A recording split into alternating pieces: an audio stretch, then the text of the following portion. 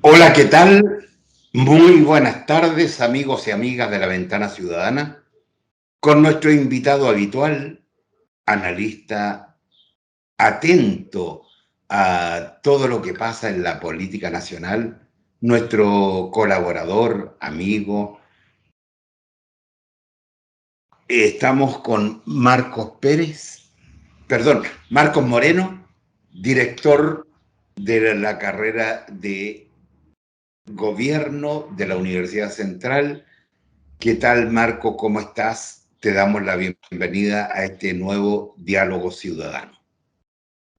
Juan Luis, muy buenas tardes. Un saludo a todos quienes nos van a ver o nos están viendo en distintos lugares del mundo, en distintos horarios, ¿no? En distintos momentos, porque este espacio tiene esa posibilidad, ¿no es cierto?, de comunicarnos en distintos momentos de manera asincrónica. Y estoy muy contento nuevamente de estar aquí para comentar justamente lo que han sido las últimas horas tan intensas políticamente hablando, ¿no?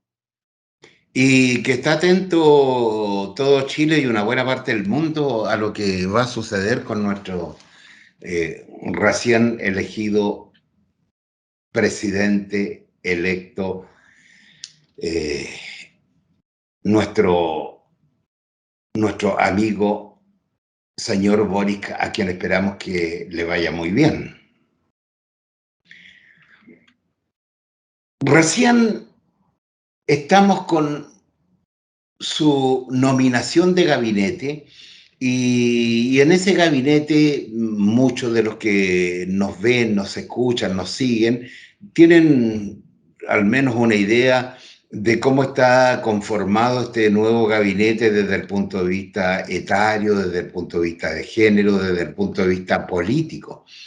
Y en ese marco sería interesante que tú se pudieras hacer un breve resumen en esos tres ámbitos fundamentalmente y quizás un cuarto que tiene que ver con las competencias profesionales de los que integran este nuevo gabinete. Bueno, efectivamente fue un gabinete que se dio a conocer el viernes recién pasado, un poco más de 48 horas, 32 horas de que conocimos el gabinete sobre el cual se había especulado mucho. Y se había especulado fundamentalmente porque la gran duda era si se iba a ampliar o no, ¿no es cierto?, la, la base de apoyo del presidente y que eso se expresara, por tanto, en la distribución de carteras, ¿no?, ministeriales entre los socios de esta nueva espacio coalicional, vamos a decirlo de esa manera, que está inaugurando el presidente Gabriel Boric. Esto es interesante y es bien inédito, ¿no? Porque en la práctica lo que estamos observando, Juan Luis, es la coexistencia de dos coaliciones en el Poder Ejecutivo. Y digo dos coaliciones porque hay claramente una coalición, la coalición con la cual el presidente Gabriel Boric pasó la primera vuelta y después ganó en la segunda vuelta y que está conformada por el pacto Apruebo Dignidad, no conformado por el Frente Amplio y los partidos al interior del Frente Amplio, Convergencia Social, Revolución Democrática, Podemos, ¿no? Son todos los movimientos que hay al interior de ese partido, de ese frente, ¿no? El Partido Comunista y el Frente Regionalista Verde Social, ¿no? Esa es la coalición de base con la cual él, ¿no es cierto?, pasó a la segunda vuelta, pero en la segunda vuelta, como ya lo comentamos en el mes de diciembre, se incorporaron los apoyos de otros partidos, de otros movimientos diversos, ¿no? Pero entre los más destacados habíamos consignado los que correspondían a los partidos de la ex nueva mayoría, llamado ahora nuevo pacto social, ¿no? Entonces, lo que estamos viendo ahora es un gabinete en donde coexisten estas dos coaliciones, ¿no?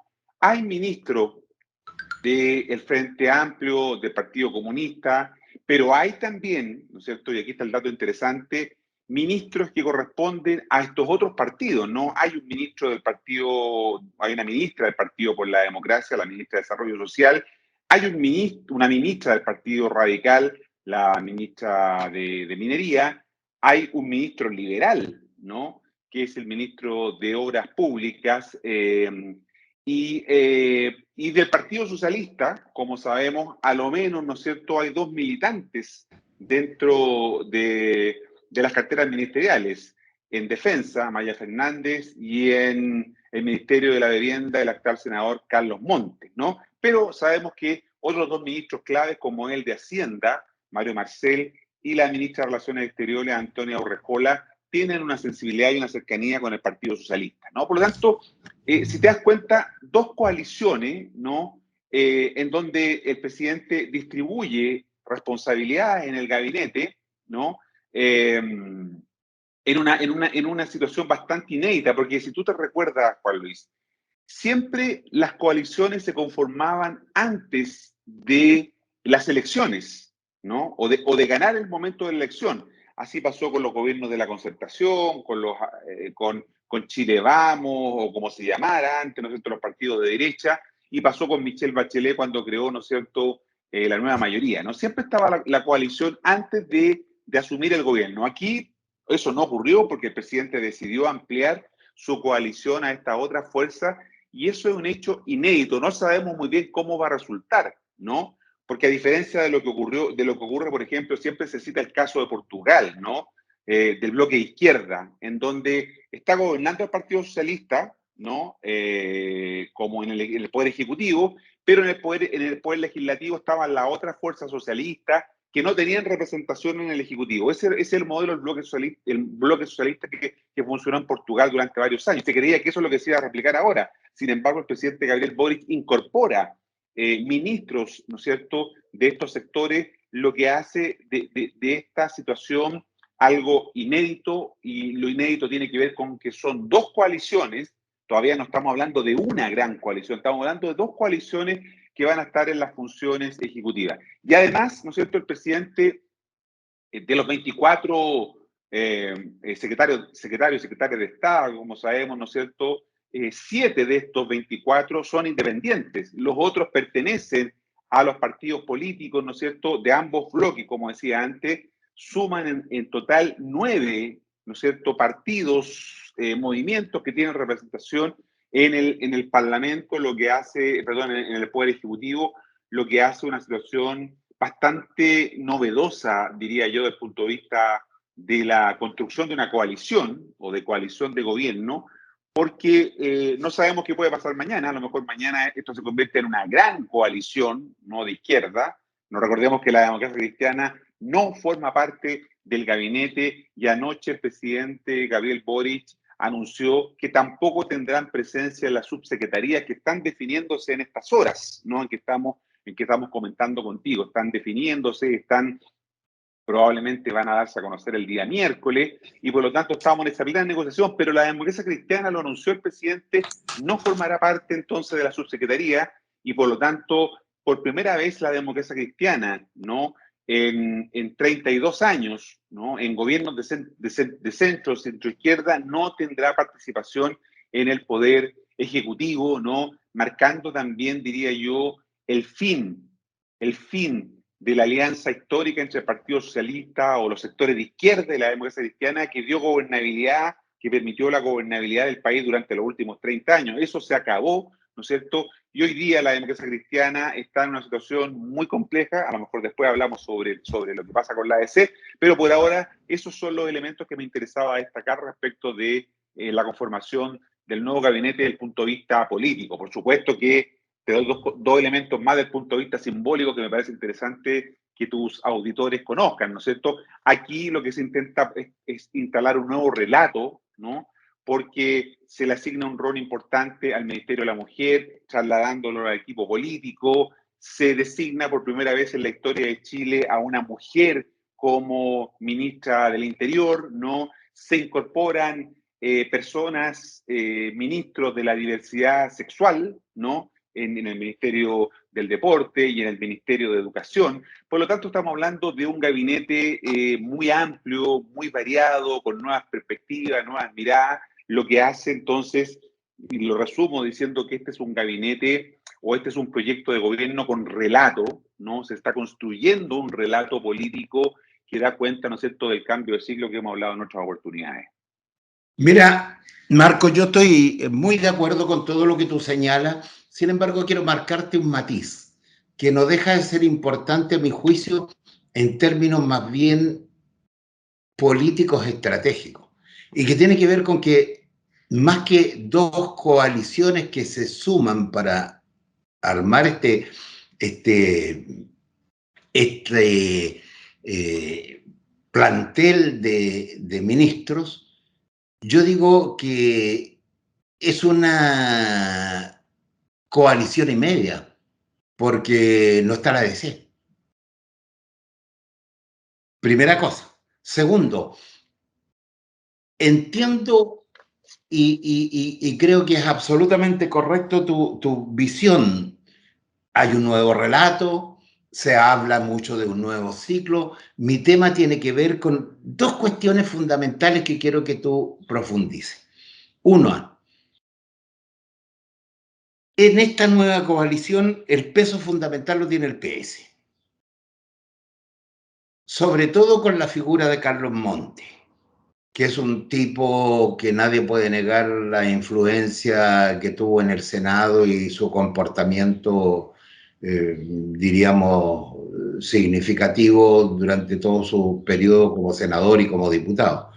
Sin embargo, yo pregunto, ¿podemos armar nuevas coaliciones? ¿Podemos sumar un nuevo gabinete? ¿Podemos enfrentar un nuevo relato y un nuevo ciclo si antes no hay una autocrítica? Porque el PS entra a formar parte con una coalición que venía criticando lo que el PS formó, participó y administró durante 30 años. Entonces, ok, fantástico, yo entiendo. El momento político requiere ampliar las bases de sustentación del gobierno en relación a su gabinete y sobre todo en la perspectiva de la visión parlamentaria, del estado en que se encuentra el Parlamento hoy día, empatado. Lo entiendo, es una visión táctica interesante. Sin embargo, ¿cuánto fundamento tiene eso estratégicamente si quienes se incorporan a este gabinete, viniendo de un sector que ha sido duramente criticado, no hace una autocrítica? Ok, Carlos Monte, fantástico. Su aporte no me cabe la menor duda que va a ser interesante. Pero usted entra aquí a una coalición que criticó todo lo que usted hizo en política durante 30 años. Por otra parte, lo mismo pasa a la inversa.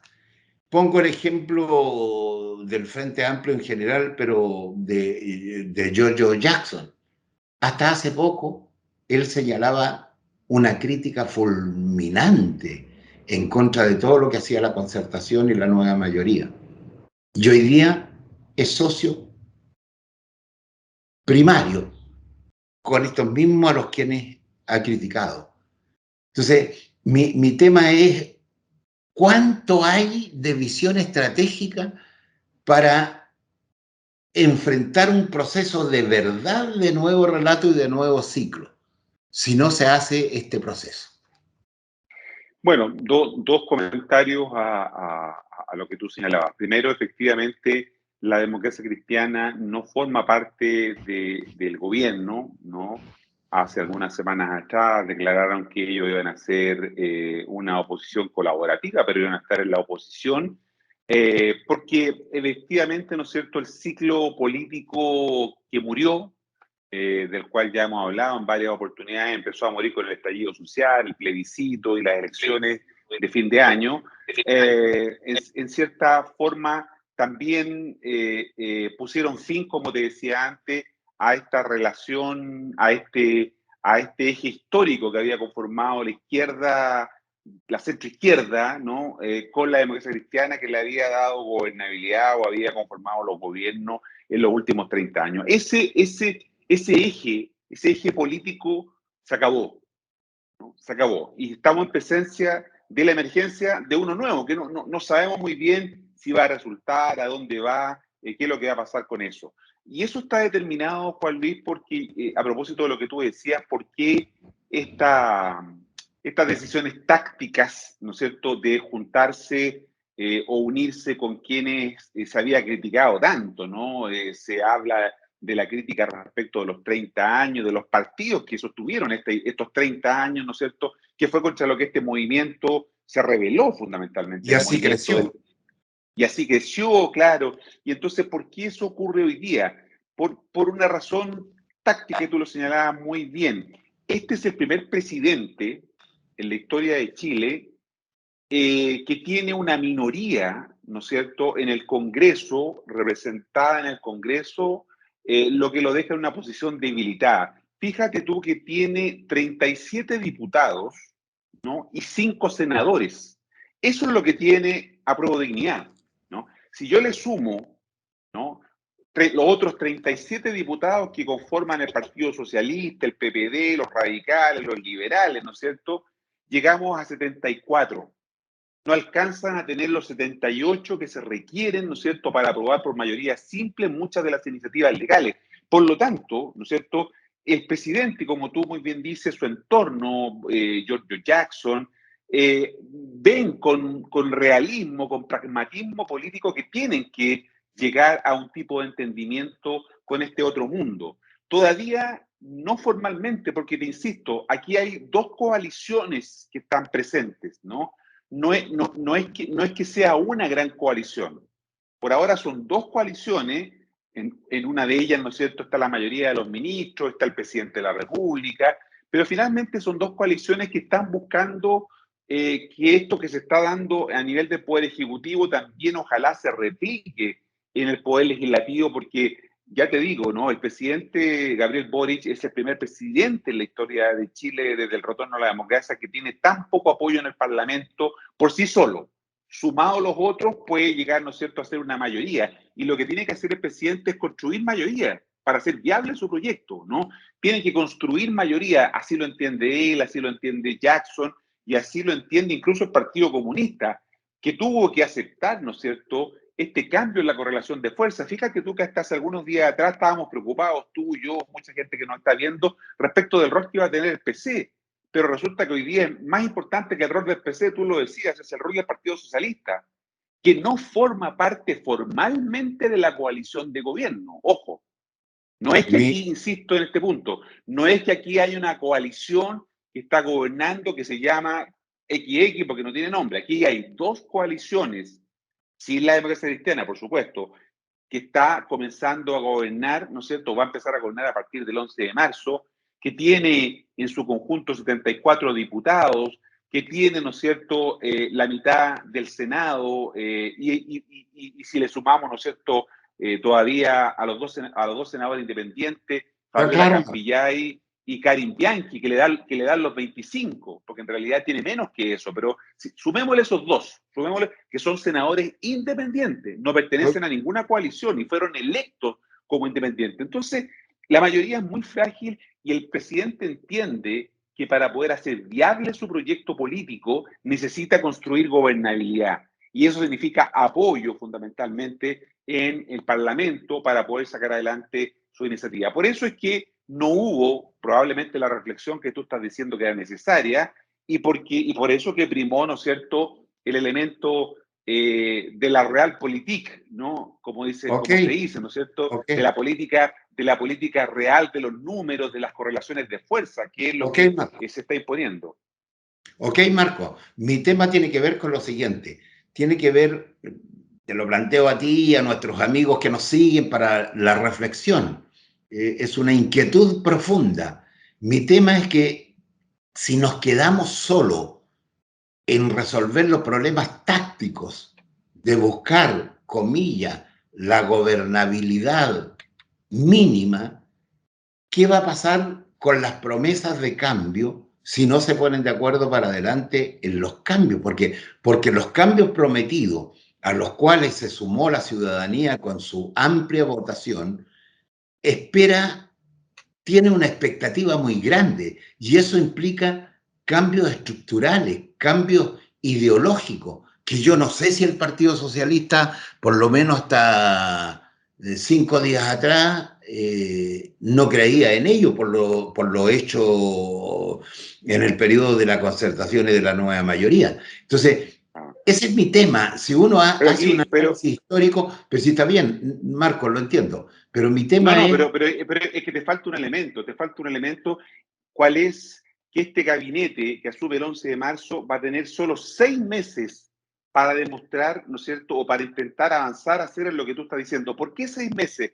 Porque en septiembre o octubre de este Así año, es. ¿no?, se debe verificar el plebiscito de salida, de aprobación o rechazo del texto constitucional. Por lo tanto, ese va a ser el primer test. La primera evaluación que va a tener este gobierno va a ser inevitable que la gente, cuando vaya a votar en ese plebiscito, haga también una extrapolación al gobierno, a los resultados del gobierno. Tú dices, es un gobierno que llega con altas expectativas de la gente porque la gente quiere cambio. Cuando hablo de expectativa, hablo de que estas tienen que expresarse en resultados. Resultados es la palabra que encumbra o hunde un gobierno. Eso es lo que la gente espera. La gente evalúa su gobierno en función de los resultados, pero los resultados se los van a pedir muy pronto, porque en 6 meses más, de marzo a septiembre o a octubre, ¿no es cierto?, va a tener que enfrentar un plebiscito. Imagínate que gane el rechazo. Pongámonos en ese escenario. Gana el rechazo, ¿no? Pues es un escenario posible. Gana el rechazo a la Constitución. Bueno, ese gabinete se acaba ese día. Y a partir de ese día tiene que asumir otro gabinete porque eso es una crisis política. Supongamos que gana el apruebo.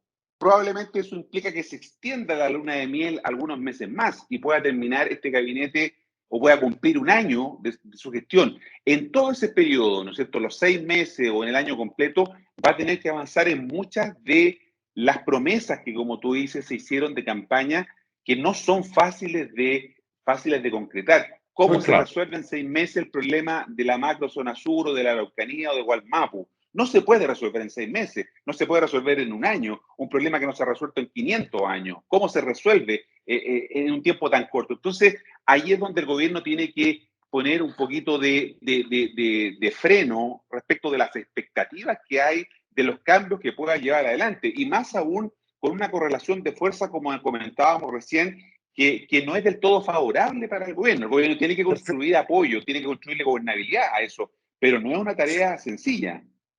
Perfecto, pero mira, tú has dado en el clavo, porque el tema a ver, el cáncer de la política chilena tiene que ver con que nunca los partidos ni las coaliciones han hecho evaluaciones ni diagnósticos profundos de la realidad que se vive. Se cambian de caballo. Yo recuerdo en los tiempos de la dictadura gente que enarbolaba la bandera de la rebelión popular y al día siguiente se cambiaba de partido y se le olvidaba la rebelión popular y nunca hacían autocrítica. Mi tema es que hoy día la gente quiere resultados, porque esos resultados están puestos en el programa de gobierno, quiere cambio. Mi tema es el siguiente, ¿se pueden hacer esos cambios, por ejemplo, sin el apoyo de la ciudadanía, sin movilización social, sin una política de relación con las organizaciones sociales? El Partido Socialista, la nueva coalición que se suma, el nuevo pacto social, ayer cerró las puertas a la movilización social, cerró las puertas y caducó la participación social. Bueno, Si hoy pero por día, eso es ¿cómo que en la cambia? otra ¿Cómo cambia coalición, sin autocrítica? la coalición del presidente, es la que tiene que empujar esos cambios. Esos cambios no los va a empujar los 4 ministros socialistas o los otros 4 ministros que corresponden al Partido Radical, al PPD, a los liberales. ¿No es cierto? Ellos no es la responsabilidad de ellos empujar. Recordemos que aquí están invitados al gabinete, pero en realidad la responsabilidad recae sobre el pacto de gobierno, la coalición de gobierno que está conformada por el Frente Amplio y el Partido Comunista y el Frente Regionalista Verde. Ellos tienen la misión de avanzar en eso. Hoy día escuchaba a la vocera, Camila Vallejo, que decía que el trabajo de vocería ella quería hacerlo con los ciudadanos y por lo tanto va a tener mucho trabajo en el terreno, va a ir a escuchar, va a hacer las vocerías con la ciudadanía. A lo mejor esos elementos que tú estás echando en falta probablemente van a estar ahí, pero son pero es la coalición que digamos que es el eje del gobierno la que tiene que empujar esos cambios. No le podemos trasladar a los otros la responsabilidad que tienen esto. El Partido Comunista dijo, aquí lo importante es que se respete el El programa. programa. A Guillermo Tellier no le gustó mucho que el ministro de Hacienda fuera Mario Marcel, ¿no? Cuando le preguntaron el día viernes, ¿usted qué opina de Mario Marcel? Dijo, no lo conozco. No lo O conozco. sea, no lo conozco. Entonces, se nota ahí no mucha conformidad, pero bueno, el Partido Comunista se disciplinó, pero el Partido Comunista ha dicho una cosa, aquí lo importante es respetar el programa, lo que tú estás diciendo, hay un programa de gobierno, hay que construirle viabilidad política a ese programa de gobierno, porque el programa de gobierno es un programa, nomás que está ahí. Yo tengo que tener la habilidad como conductor, como líder, de construirle viabilidad a ese programa.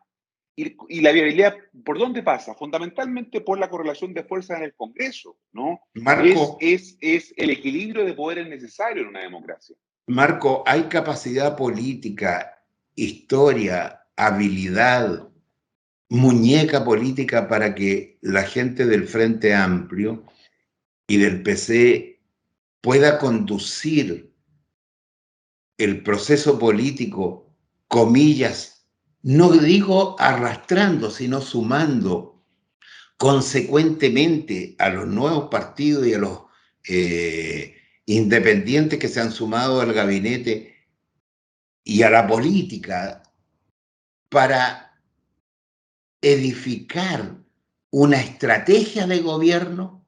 Esa es mi duda. Y lo Ese, digo de la mejor, con la mejor fe posible. O sea, yo no me gustaría que este gobierno le fuera mal, pero para que le vaya bien tiene que haber estrategia política, tiene que haber un diseño político y tiene que haber capacidades políticas para quienes se han sumado a este gobierno se pongan detrás de esas políticas. Pero el diseño político hasta aquí es muy pronto, lo entiendo. bueno, pero se está construyendo un relato. Yo te partí diciendo que me parece que un elemento importante de este gabinete es que está dando cuenta de un relato, ¿no es cierto?, que se está construyendo y que se quiere mostrar como ese relato va a fijar un norte hacia donde hay que avanzar, ¿no es cierto? Son símbolos, son elementos que conforman ese relato que da lugar a lo que se llama al mito de gobierno, ¿no? Entonces se construye, este es el gobierno que yo quiero y hacia allá voy a avanzar.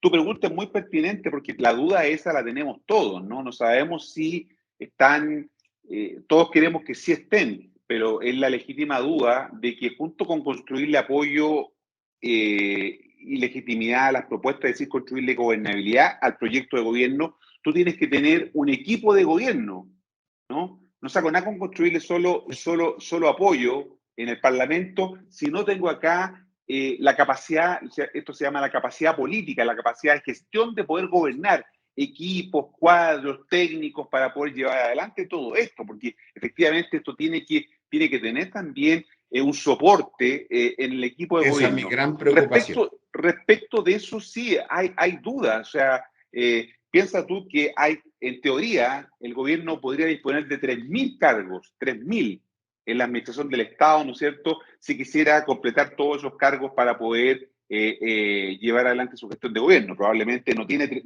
los propios partidos de gobierno no tienen 3.000 cuadros habilitados, ¿no es cierto?, para poder conducir esto. Por lo tanto, como tú dices, hay que esperar algo, hay que esperar un poco. El expresidente Ricardo Lago dijo lo mismo, dijo, bueno, por sus frutos los conoceréis, ¿no? Vamos a ver si efectivamente esto es posible, porque lamentablemente se ha ido instalando lo que tiene riesgos a veces, porque es un doble riesgo, hay una doble faz, podríamos decir, en lo que son las expectativas. Por una parte, las expectativas que llegan legitimidad y apoyo, pero también cuando las expectativas son defraudadas, ¿no es cierto? Cuando la gente comienza a observar que no se están consiguiendo los resultados, los sueños, las aspiraciones, los anhelos que la gente tenía, ¿no es cierto? Se frustra la gente. Y Por esta eso, Marco, frustración la expresa en rabia, en malestar, en descontento y en, lo más importante, distanciamiento, pérdida del apoyo, ¿no es cierto?, a quienes están gobernando. Por eso te digo que aquí hay una prueba muy importante para esta generación, ¿no? Que está haciendo el cambio político, y hemos hablado del recambio generacional. Este gabinete tiene un promedio de edad de 49 años, rompe el promedio, como sabemos, el ministro de la Vivienda, ¿no es cierto? Y un par de ministros más que tienen por ahí sobre 50 años. Entonces, claro, pero en su esencia es un gabinete relativamente joven, pero, ¿no es cierto?, que no ha tenido, la mayor parte de ellos no han estado en la gestión pública, en la gestión del Estado, en la gestión de gobierno, ¿no? Y ese es un tema que encuentro que es interesante, el punto que tú planteas de signo de interrogación, vamos a ponerlo así, ¿no es cierto? Marco, Ni bueno ni malo, sino que un signo de interrogación. si lo grave de esto es que el momento político es tan difícil porque mientras más altas las expectativas, más rápido se agotan si no se cumplen. Y sería triste que este gobierno se viera presionado por la sociedad civil, por la ciudadanía. Si no se cumple, no hay resultados pronto. Mira, te quiero poner un solo ejemplo que tiene que ver con esto que yo quiero insistir, en la necesidad de una autocrítica profunda, seria y ojalá de cara a la ciudadanía. Mira, el gobierno hoy día lanzó y está tramitando el tema del reajuste de las pensiones. Y dejan afuera, hasta aquí, a toda la gente que tiene pensiones de gracia, como son los exonerados políticos. Y hoy día el PS levanta la bandera y defiende a los exonerados políticos. Pero resulta que hubieron 30 años en que los gobiernos de la concertación, el Partido Socialista y sus socios, jamás le subieron las pensiones a los exonerados. Entonces, momentito. O sea, porque ese es el trasfondo de lo que yo digo. Yo quiero que le vaya bien a este gobierno, yo creo que el país lo necesita, pero si no hay un ejercicio profundo de honestidad política, de cambios conductuales, nos podemos quedar donde mismo. Claro, ahí está la pregunta sobre la coherencia y diríamos las convicciones, ¿no?, que se va a jugar en el entorno de este gobierno. Este gobierno tiene un programa, ha dicho que quiere avanzar en él, pero efectivamente nos vamos a encontrar con problemas de coherencia. Ya te dije, son 9 partidos los que hay que poner de acuerdo, que están hoy día en el Poder Ejecutivo. Este gobierno, el de Piñera, hoy día tiene 3 partidos. La nueva mayoría eran 3 o 4 partidos, ¿no es cierto? Y la concertación en los últimos gobiernos, ¿no es cierto?, de Frey en adelante se fue reduciendo también a 4, 5 partidos. Hoy día hablamos de 9 partidos. Y dentro de esos 9 partidos agrégales 8 ministras y ministros independientes, ¿no? Eso va a generar una complicación, ¿no es cierto?, de coordinación. Es gente que no toda tiene experiencia en la gestión de los asuntos públicos, ¿no? Y por lo tanto, hay un desafío mayor aquí, creo yo, que además no van a tener todo el tiempo que pudiesen querer, porque ya te digo, a los 6 meses van a tener el primer test, ¿no? El plebiscito de salida, ¿no? Ese es el primer test. Siempre grato, útil y necesario hablar con Marcos Moreno, director de la Escuela de Gobierno de la Universidad Central. ¿Para qué decir? Lúcido, claro, con todas las luces prendidas respecto a la realidad política nacional y también internacional.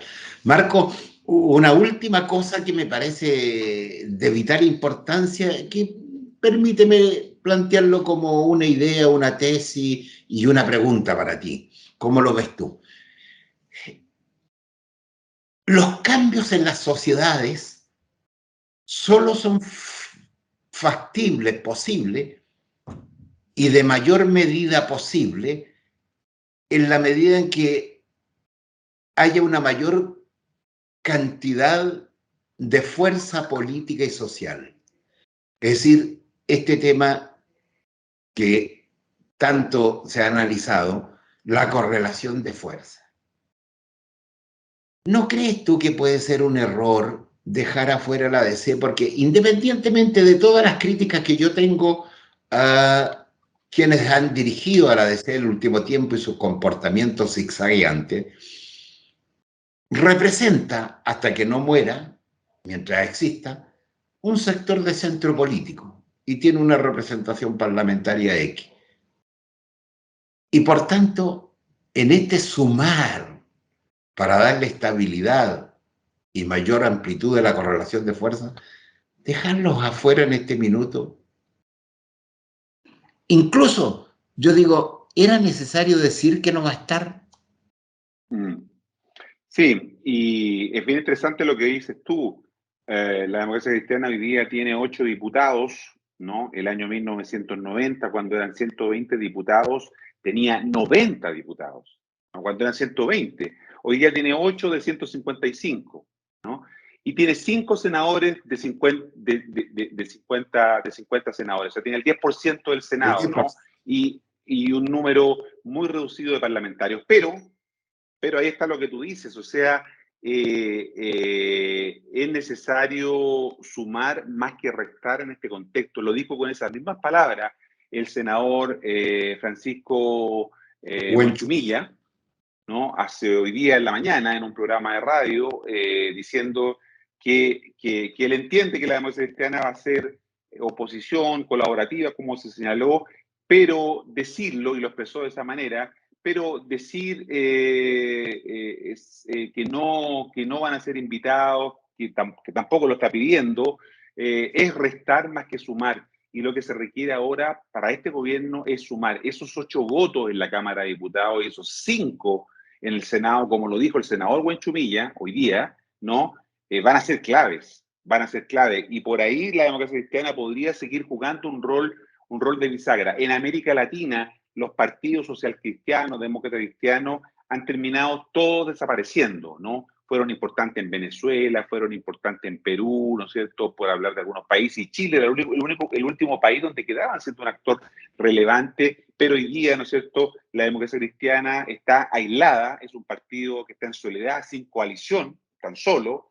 En segundo lugar, hay una fragmentación y una división muy fuerte al interior del partido. Ayer domingo hubo elecciones dentro de la democracia cristiana, empataron los dos candidatos, van a tener que ir a una segunda vuelta el 6 de febrero con unas disputas y peleas internas muy serias. Y en tercer lugar, ¿no es cierto?, observamos un declive electoral crónico de la ADC, ¿no? Hoy día tiene 8 diputados, hace 30 años tenía 90, ¿no? En 30 años han llegado, ¿no es cierto?, a su mínima expresión. ¿Va a terminar como el Partido Radical? Probablemente, ¿no es cierto?, que fue un partido centenario, un partido grande. Probablemente pueda terminar así, pero por lo tanto... Lo que yo señalo es que mientras viva, representa sí, teóricamente una capa social.